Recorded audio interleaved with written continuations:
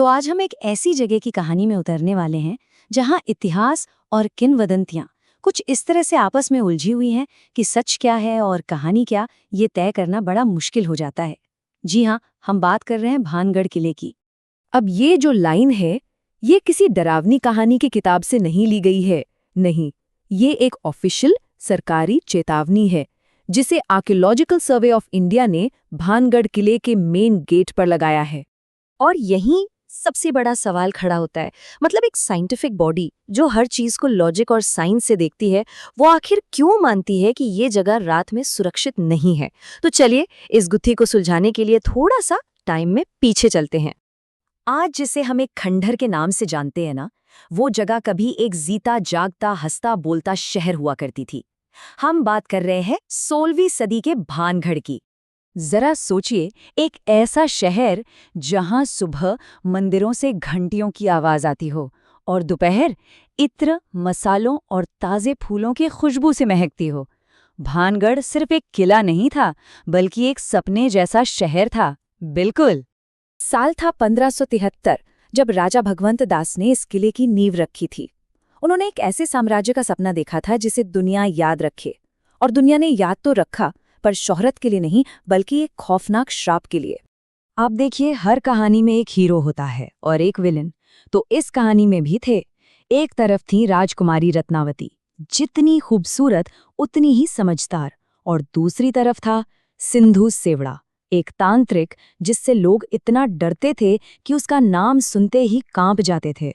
और कहानी में असली अंधेरा तब शुरू होता है जब इस तांत्रिक की नज़र राजकुमारी पर पड़ती है, और बस यहीं से एक काली साजिश की बुनियाद रखी जाती है। तो उसका प्लान क्या था? जुनून, जादू और धोखा। उसने अपना सबसे ताकतवर काला जादू इस्तेमाल किया और एक इत्र मतलब परफ्यूम तैयार किया।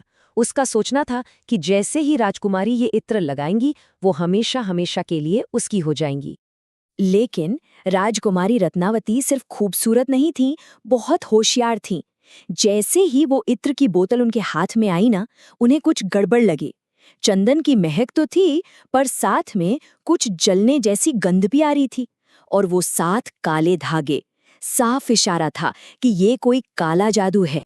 और अब कहानी उस मोड़ पर पहुंचती है जहां एक छोटी सी हरकत पूरे भानगढ़ की तबाही की वजह बन जाती है। जादू उसी पर उल्टा पड़ जाता है जिसने उसे बनाया था। राजकुमारी ने गुस्से में वो बोतल उठाई और पास के एक बड़े से पत्थर पर दे मारी, जोर से।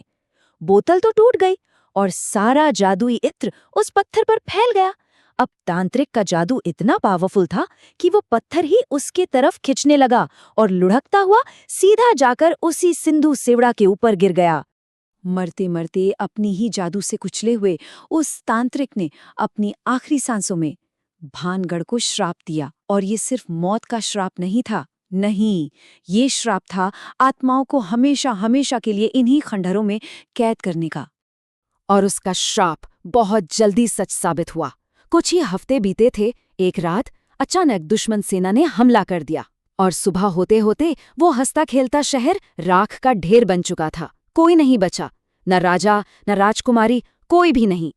तो ये तो थी सदियों पुरानी बात, लेकिन भानगढ़ की कहानी वहीं खत्म नहीं हुई। अब आते हैं आज के ज़माने में और देखते हैं कि वो श्राप आज भी वहाँ कैसे गूंज रहा है। उन्होंने भी गेट पर वो बोर्ड पढ़ा था जो हमने शुरू में देखा, पर होता है ना एडवेंचर का कीड़ा। उन्होंने सोचा, अरे ये तो सब पुरानी कहानियां हैं, और बस उसी रात वो वहीं रुक गए।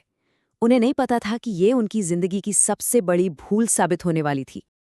जैसे जैसे अंधेरा गहरा हुआ, चारों तरफ एक अजीब सा सन्नाटा छा गया।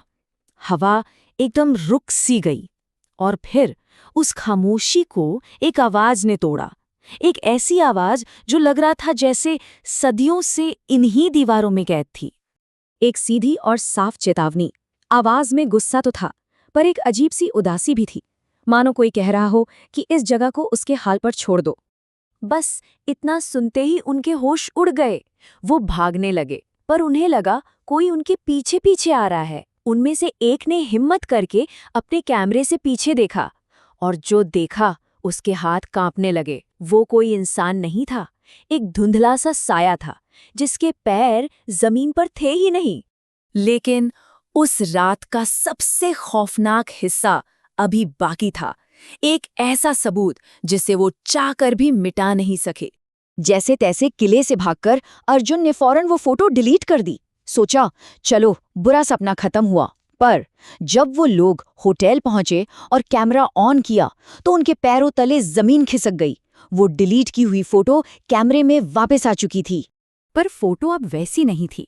वो जो धुंधले साए थे वो गायब थे। उनकी जगह फोटो पर जैसे किसी ने उंगली से लिखा हो एक मैसेज था, और वो मैसेज नहीं था, वो एक धमकी थी। तो घूम फिर कर हम वापस उसी पहले सवाल पर आ जाते हैं।